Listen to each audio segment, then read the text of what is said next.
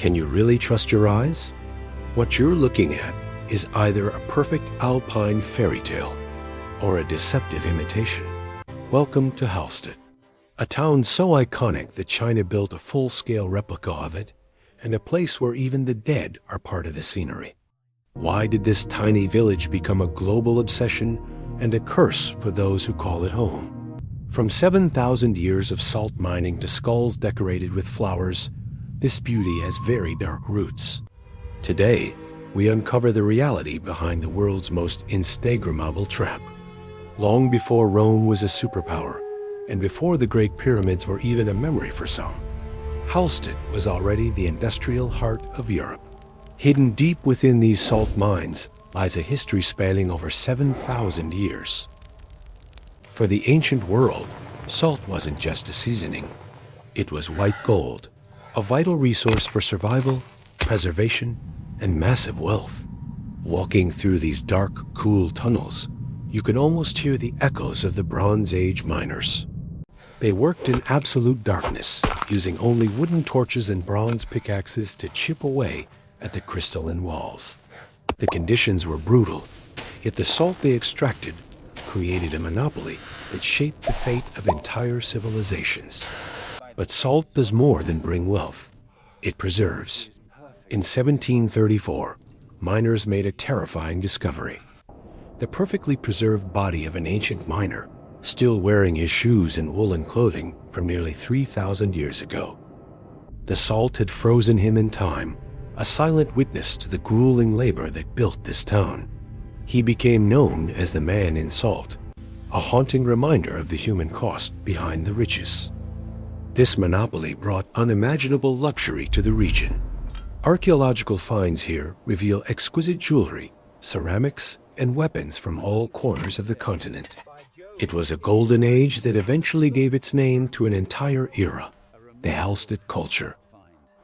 But as we will see, living on top of such a treasure came with a unique set of challenges that would eventually change the very face of the town. The mountains were giving life, but they were also hiding a danger.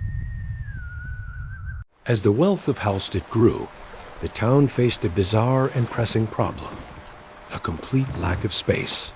Squeezed between the steep cliffs of the Dachstein Mountains and the deep waters of the lake, there was simply no flat land left to expand. This geographical prison forced the inhabitants to build upwards, creating the iconic rows of houses that seemed to stack on top of each other. But the most profound challenge wasn't where to house the living, but where to lay the dead.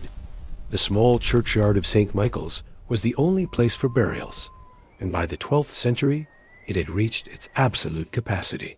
With no possibility of enlarging the cemetery, the people of Hallstatt had to find a solution that was as practical as it was macabre. They established a tradition that continues to haunt and fascinate visitors today. After only 10 to 15 years in the ground, graves were reopened and the remains were carefully exhumed. The bones were cleaned and bleached by the sun and moon until they turned ivory white, making room for the next generation in the sacred earth. Instead of being discarded, the skulls were brought to the Michael's Chapel, or the Bone House. But there was a deeply personal touch to this process. Families began to decorate the skulls of their loved ones, turning them into artistic tributes. Local artists used symbols to tell the story of the deceased, blending grief with delicate craftsmanship. Oak leaves were painted for glory, laurel for victory, ivy for eternal life, and roses for love. Today, over 1,200 skulls are stacked neatly inside the ossuary, with over 600 of them meticulously painted. Each one is labeled with the person's name, date of death, and the symbols of their lived experience. Walking into the Bone House is a transformative experience. It is not a place of horror, but a place of profound memory. The sight of hundreds of decorated ancestors looking back at you creates a bridge between the past and the present, reminding us that in Hallstatt, the dead never truly leave the mountains. His unique solution to a geographic crisis turned Hallstatt into one of the most culturally significant sites in the world. But the pressure of the mountains didn't just affect the dead. The very ground beneath the living was shifting, and soon the people would have to face a new disaster that threatened to swallow their history whole. The beauty of Hallstatt has always been shadowed by the immense power of the mountains that embrace it.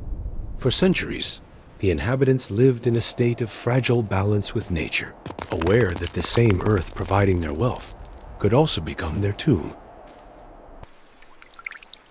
The steep slopes of the Dachstein are not just solid rock. They are a shifting landscape of loose gravel and hidden water veins. As the salt mining intensified, the internal structure of the mountain began to weaken. Massive landslides and rockfalls became a recurring nightmare for the town below. In the mid-14th century, a catastrophic landslide buried a significant part of the prehistoric settlement, wiping away centuries of history in a single moment. But the danger didn't just come from above. It came from the very salt that made them rich. The process of leaching salt using water created vast underground caverns that threatened to collapse under the weight of the mountain. Families often woke up to find deep cracks running through their stone floors, a silent warning that the ground was moving toward the lake. This constant threat shaped the resilient character of the local people, who refused to abandon their ancestral home. They developed unique engineering methods to reinforce the slopes, building massive stone retaining walls that still hold the mountain back today. Even the Great Fire of 1750, which destroyed most of the wooden heart of the town, couldn't break their spirit. Today, sophisticated satellite monitoring systems track every millimeter of movement in the rock face, a modern shield for an ancient town. Hallstatt remains a testament to human persistence, a place where the grandeur of nature and the determination of man exist in a beautiful embrace. Today, Hallstatt is more than just a historic village. It has become a global phenomenon, a place so picture-perfect that it seems to exist outside of time. Its beauty is so captivating that in 2012, a group of Chinese architects decided to do something unprecedented. They built a full-scale replica of the entire town in the province of Guangdong. Every house, every balcony, and even the iconic church spire was meticulously recreated thousands of miles away, creating a surreal mirror image in the heart of China. This surreal tribute only fueled the world's obsession with the original, turning this quiet Alpine settlement into one of the most visited locations on Earth. Millions of travelers arrive every year, seeking the magic they've seen on screens.